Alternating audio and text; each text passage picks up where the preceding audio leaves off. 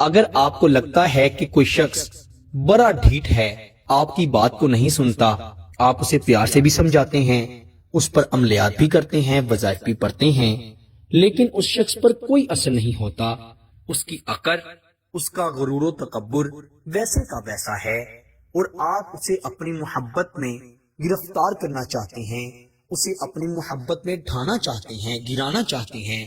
اور آپ چاہتے ہیں کوئی ایسا معجزہ ہو جائے کہ وہ شخص آپ سے محبت کرنے لگے، وہ اپنی عقل کو چھوڑ کر آپ کی محبت میں گرفتار ہو جائے، تو آج کا وظیفہ صرف آپ کے لیے ہے۔ میں کہتا ہوں اس وظیفے سے طاقتور وظیفہ کوئی نہیں ہے۔ اگر دوسرا انسان آپ کے اشاروں پر نہ ناچے تو مجھے عامل مت کہیے گا، یہ حروف مقطعات کا صرف ایک لفظ کا بے انتہا طاقتور وظیفہ ہے۔ حروف مقطعات وہ حروف، وہ الفاظ جو کہ قرآن مجید فرقان حمید میں سے لیے گئے ہیں، کسی نہ کسی صورت کا آغاز ان الفاظ سے ہو رہا ہے۔ یہ وہ الفاظ ہیں جن کے بارے میں علماء اکرام، صوفے اکرام، بزرگان دین، عامل حضرات کا کہنا ہے کہ ان کا مطلب اللہ کے سوا کوئی نہیں جانتا، لیکن اگر آپ ساری دنیا کو ایک طرف رکھ دیں اور ان الفاظ کی طاقت کو ایک طرف رکھ دیں تو میں کہتا ہوں ان کی طاقت سب سے زیادہ ہے۔ اس کی مثال یوں دے رہا ہوں کہ اگر ایک پہاڑ کو آپ گرانا چاہتے ہیں تو انشاءاللہ اگر آپ کی نیت اچھی ہے تو آپ اس وظیفے کی برکت سے اس کو بھی گرا دیں گے۔ تو انسان کا دل تو بہت چھوٹا سا ہے، آپ اس کو آسانی سے نرم کر سکتے ہیں، اسے اپنی محبت میں بے چین کر سکتے ہیں، بے قرار کر سکتے ہیں۔ اسی لیے کسی بھی شخص کو اپنی محبت میں گرفتار کرنے کے لیے، چاہے وہ شوہر ہے، بیوی ہے، منگیتر ہے، جس سے نکاح کرنا چاہتے ہیں، وہ محبوب ہے، بہن ہے، بھائی ہے، ماں باپ ہے، دنیا میں موجود کوئی بھی شخص ہے اور دنیا کے کسی بھی کونے میں موجود ہے، آپ اس شخص کو اپنی محبت میں دیوانہ کر سکتے ہیں، ایسا دیوانہ جو کہ انشاءاللہ ہمیشہ آپ سے محبت کرتا رہے گا۔ بہنیں ہیں، بھائی ہیں، گھروں میں بد سلوکیاں، نا اتفاقیاں ہیں، درمیان میں محبت نہیں ہے، تو انشاءاللہ اس ایک لفظ سے آپ ہر قسم کی رنجش کو، نفرت کو، ایک دوسرے کے ساتھ بد سلوکی، بد اخلاقی کو ختم کر سکتی ہیں۔ تو بنا وقت ضائع کیے آئیے بڑھتے ہیں وظیفے کی جانب۔ وظیفہ بے انتہا آسان ہے، رات کے وقت تنہائی میں بیٹھ کر پڑھنا ہے، اور جس کے لیے پڑھ رہے ہیں اس کی تصویر ہونا ضروری ہے۔ اگر کسی نہ کسی وجہ سے اس شخص کی تصویر نہیں ہے تو آپ اس کا تصور کرتے ہوئے بھی اس وظیفے کو پڑھ سکتے ہیں۔ تصور آپ نے یہ کرنا ہے کہ وہ آپ کے سامنے بیٹھا ہوا ہے اور آپ اس کی آنکھوں میں دیکھتے ہوئے یہ وظیفہ پڑھ رہی ہیں۔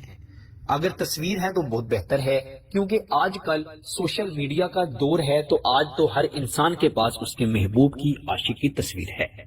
آپ نے اس کی تصویر کو اگر موبائل میں نکالنا ہے تو موبائل لائٹ کی سیٹنگ میں جا کر اس کی ٹائمنگ کو بڑھا دینا ہے، تاکہ وظیفے کے دوران آپ کے موبائل کی لائٹ بند نہ ہو اور محبوب کی تصویر آپ کے آنکھوں سے دور نہ جائے۔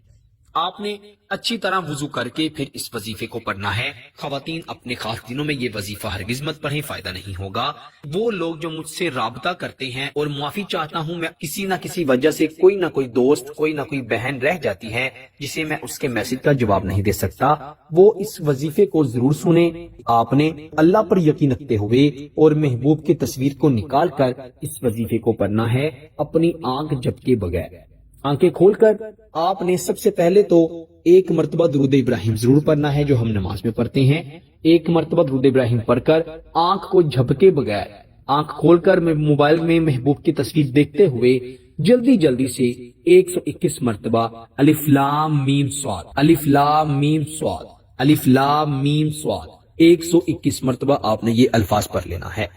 آپ نے آنکھ کو جھپکے بغیر ہی 121 مرتبہ الف لام میم صاد پڑھنا ہے، اور پھر آپ اپنی آنکھ کو جھپک لیں اور ایک مرتبہ آخر پر بھی درود ابراہیم پڑھ کر اس کی تصویر پر 3 بار پھونک ماریں۔ میرے دوستو، درود ابراہیم آپ نے نارمل ہی پڑھنا ہے، صرف آپ نے آنکھ جھپکے بغیر 121 مرتبہ الف لام میم صاد ہی پڑھنا ہے۔ بہت سے لوگ جو ہیں ان کو وظیفے کی سمجھ نہیں آتی، وہ غور سے دیکھتے ہی نہیں، سنتے ہی نہیں، اسی لیے پھر میسج کر کے پوچھتے ہیں۔